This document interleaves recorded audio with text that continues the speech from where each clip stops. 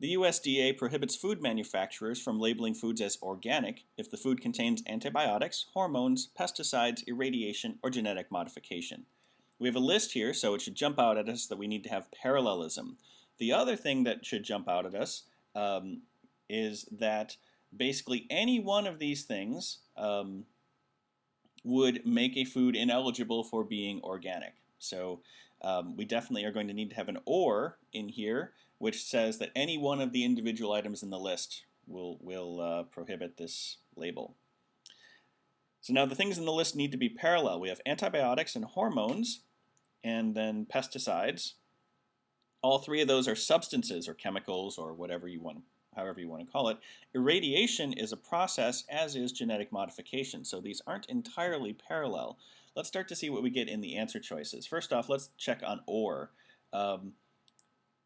E has and so we can just get rid of that. Any one of these things should remove it from the list. Choice C also has and. We don't want to have and in there. It doesn't need to have all of these things to be prevented from being organic. It needs any one. So now we have pesticides, irradiation, or genetic modification. Not really happy with this one because we go from substances to processes.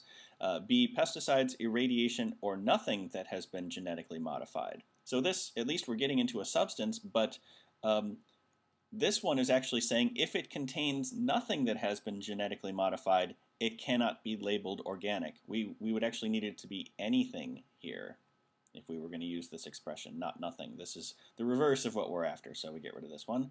So then the only other one to consider is D, or pesticides, or if they have been irradiated or genetically modified. So even though the things aren't necessarily, we haven't continued it as a list of substances, that's why we have two ors. We have or summing up a list of three things that are substances that will render these things ineligible, and then we have a second or saying that, oh, okay, or if they have been through one of these two processes. So the second or indicates that these things are not on the same, whatever, semantic level. They don't mean the same thing. These are little clauses if they have been irradiated or genetically modified, as opposed to a list of substances.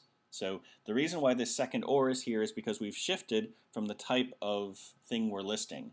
We're listing substances, which are nouns, and then we have a second or saying, oh, well, there's also a second list of a couple clauses. So even though it might seem strange to double up the or, you need to do that when you make a shift in the types of things you're listing. So choice D is our answer.